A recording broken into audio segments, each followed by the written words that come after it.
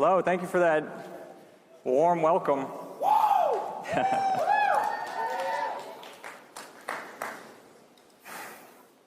President Trump had a profound and deeply personal impact on me and my life.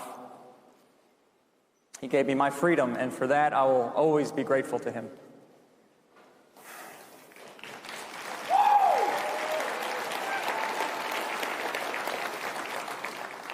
For those of you who don't know me, I'm Ross Ulbricht. Some of you know me. For those who don't, I created an e-commerce platform when I was in my 20s, and I called it Silk Road. It was kind of like Amazon, except I used Bitcoin and Tor to protect the privacy of my users. However, people use Silk Road to buy and sell drugs, and I did not try to stop it. I didn't try to stop it because I believed that it was a good thing that people be allowed to buy and sell whatever they wanted, so long as they weren't hurting anyone else. I thought I was giving people freedom. I was given 2 life sentences plus 40 years without parole. That is a slow-motion death sentence. I was not supposed to be on this stage talking to you today. But President Trump changed that. He changed that. On his first full day in office, he pardoned me. He wiped the slate clean, and he let me out of prison. It was an act of incredible mercy, but it was also an act of defiance.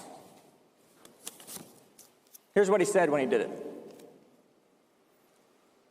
The scum that worked to convict Ross were some of the same lunatics who were involved in the modern-day weaponization of the government against me. So the people who went after me are the same people that weaponized the government against him. Let me tell you, having the most powerful organization in the world, the U.S. federal government, weaponized against me was terrifying and brutal. And I don't know how I got through it, but somehow, with the help of a lot of people, my family and I made it through. And I want you to understand that by voting for Trump, those of you that did, you helped him win the election. And by helping him win the election, you also played a role in me getting my freedom back. So, thank you. Thank you.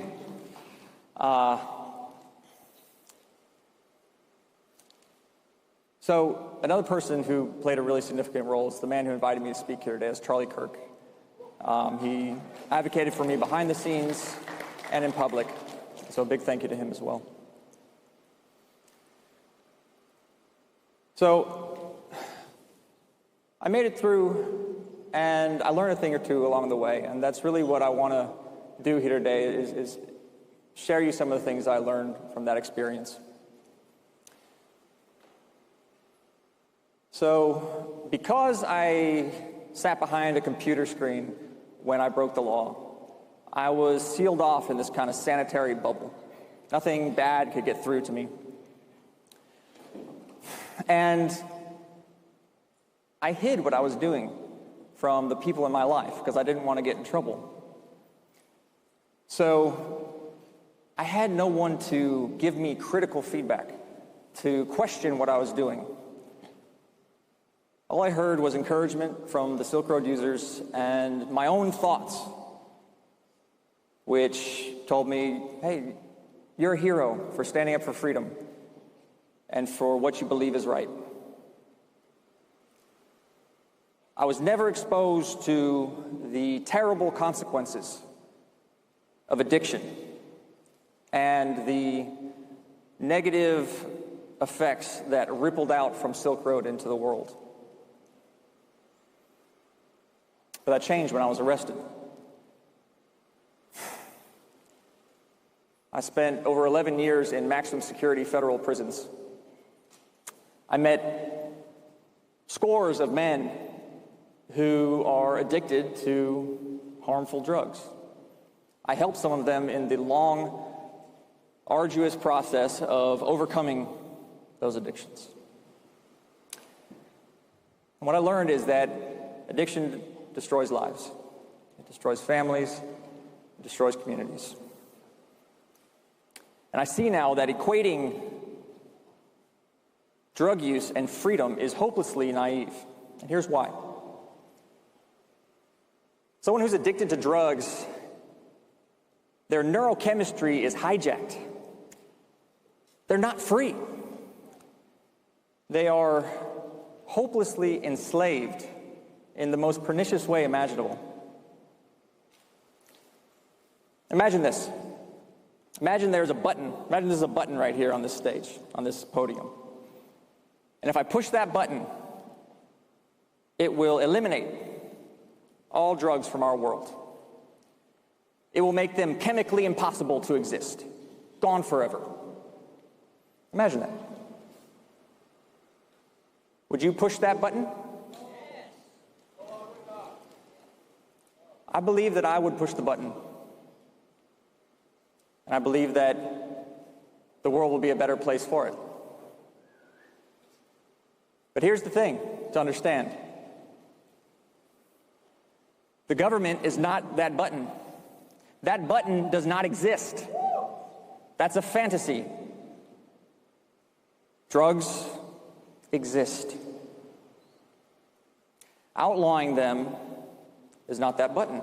Outlawing drugs is not a viable way to make them go away. Unfortunately, sadly, because the addiction is incredibly harmful. Addiction and drug use is complicated.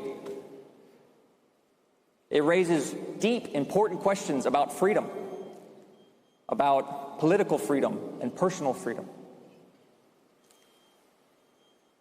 Making a website and giving people free rein to buy and sell drugs is not the answer. And I want my supporters to hear this. Okay, it's not the answer, because now I have to live with the fact that I played a role in people losing their freedom to addiction. That'll weigh on my conscience for the rest of my life.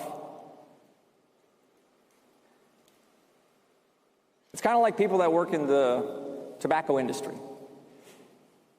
They have to live with the fact that they play a role in people's addictions and the harm that comes from it. But on the flip side, making drugs illegal and throwing people in prison for it is also not the answer. It's not. We've been trying it for a long time. We're getting the answer wrong. So what do we do? It's complicated, right?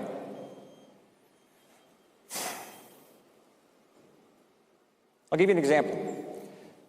There is a harmful, addictive drug that most of you have already tried. It's called alcohol. Alcohol's legal. It's sold in bars and grocery stores. And as a society, we leave it up to the owners of those stores to decide whether or not they're going to sell it. And we leave it up to individuals to decide whether or not they're going to buy it and consume it. Personally, I don't drink. I stopped drinking when I went to prison and haven't had a drink since.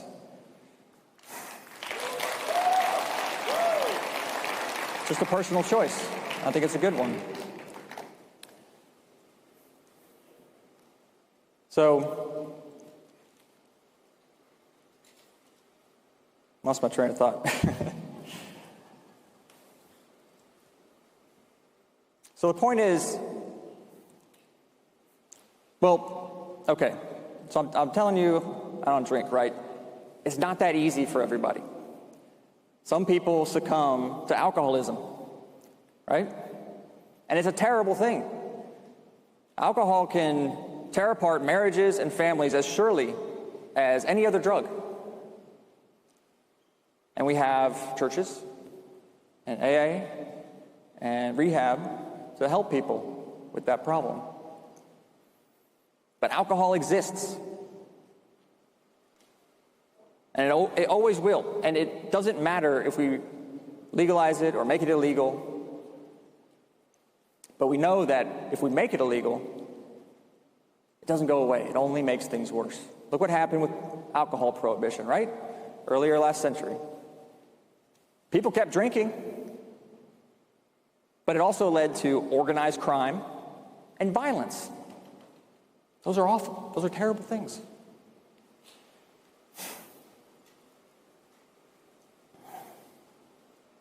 So what do we do?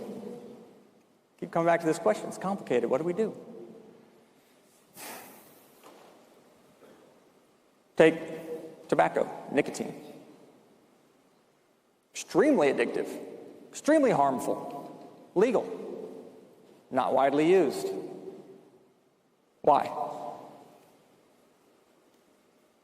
Persuasion.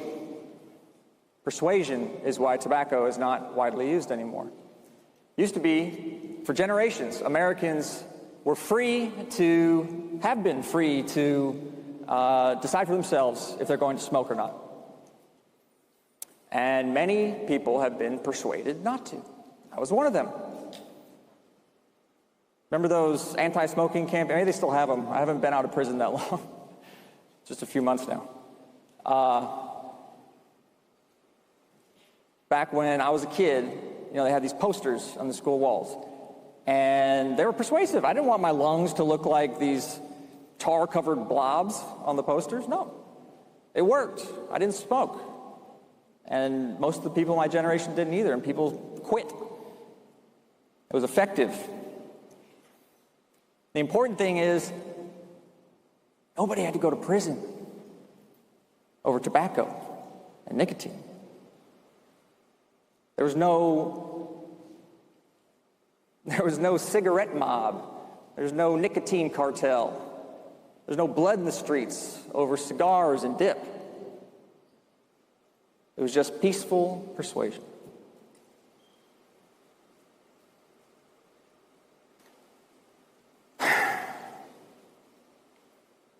So, when we look at alcohol prohibition and we see the havoc that came of it, and that the havoc disappeared when it went away, the exact same thing's happening with drug prohibition. Exact same thing. The cartels, the street gangs. I met all kinds of people in that world in prison. I have a very good sense of how that works. They would not exist. They would cut the legs right out from those organizations if drugs were legalized.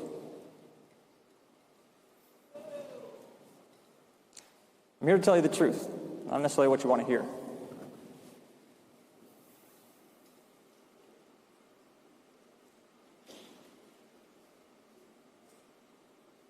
And I see both sides, I do. It's you want to make it go away. You want to push the button. You want to say, make it stop, make it stop. Stop all this bad stuff. And the sad truth is, by pressing that button over and over, you're just making more bad stuff. So, it's complicated. It's not a simple problem. So look, here I am. I've just spent over a decade in prison over drugs. And on the one hand, I'm telling you, I would push the button to make drugs go away if I could. And on the other hand, I'm telling you that we'd all be better off if drugs were just legalized. And if that still seems like a contradiction to you, just remember Government is not that button. Government is not some magic genie that will grant you wishes if you can just get control of it. I'm sorry, it's not. It doesn't work that way.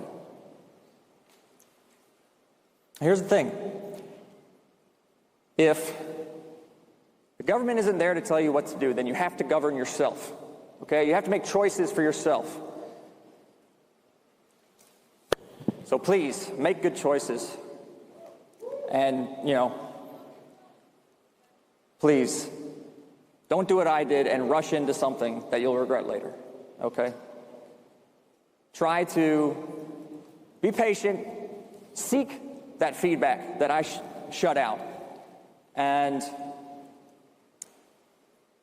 be responsible for the ripples that you send out into the world through your actions. Okay, are they going to be a force for good or not? And that's the question I'll leave you with today. Thank you. Thank you for your attention. Thank you for your time.